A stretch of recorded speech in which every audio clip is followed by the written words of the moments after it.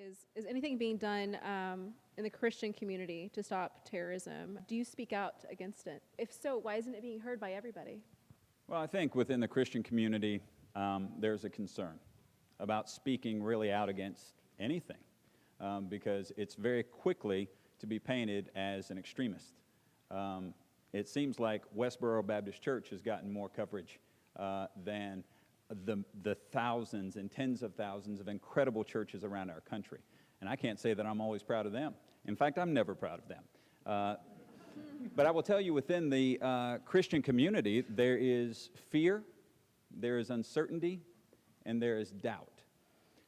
There is fear that as you looked at what happened in Egypt, that there was targeting. There was targeting specifically at Christians. So to me, the question is, if there's a people group that feels fear because they've been targeted by a group of people who cloak themselves in the ideology of a certain belief system, and then you're allowing them to come into your country, well, how can you tell me which ones have a perverted view and which ones do not have a perverted view? That's a big question within the Christian community. Who is the real Muslim? Are you going to ask them? Are you going to go in deep into their belief system? How are you going to filter that? Then there's uncertainty. It begins with fear, and that migrates its way over to uncertainty. Uncertainty about religious protections, uncertainty that our government has the bandwidth or the manpower or the resources to be able to do the proactive investigating and filter and do extreme vetting or not vetting at all. Is there a balance in there? I think there's uncertainty about the protections that are coming from our government from people who wrap themselves in an ideology that drove some folks to fly planes into buildings. And then finally, there is doubt. There is doubt that there are those types of protections.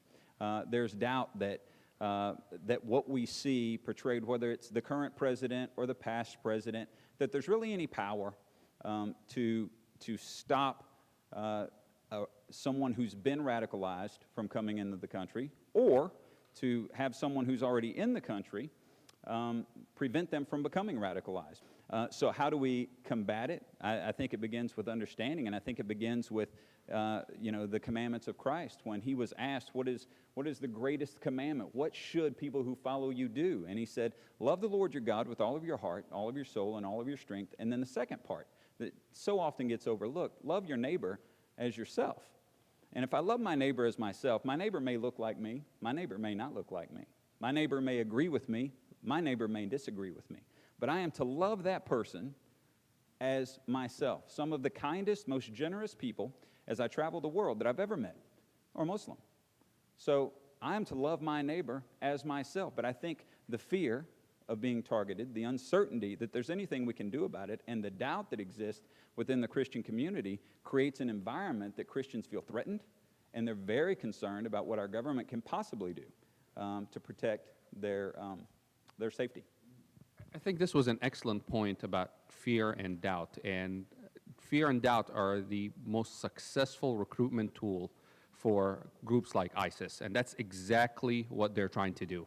If you think about some of the attacks that they commit or inspire when someone goes on a rampage to stab a couple people with a knife, once again, if you put it in the broader perspective, 2 individuals stabbed is not, on an average day, is not going to get the media cycle, the news cycle.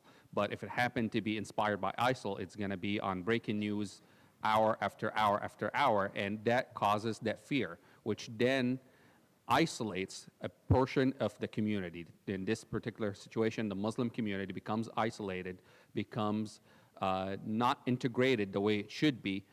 And before you know it, they're looking at an alternative, someone that, or some agent or organization or entity that can help them in this isolation or help them stand up to the entity that's isolating them. Then ISIS becomes the saving tool for them. So it drives more and more recruits into the arms of ISIS.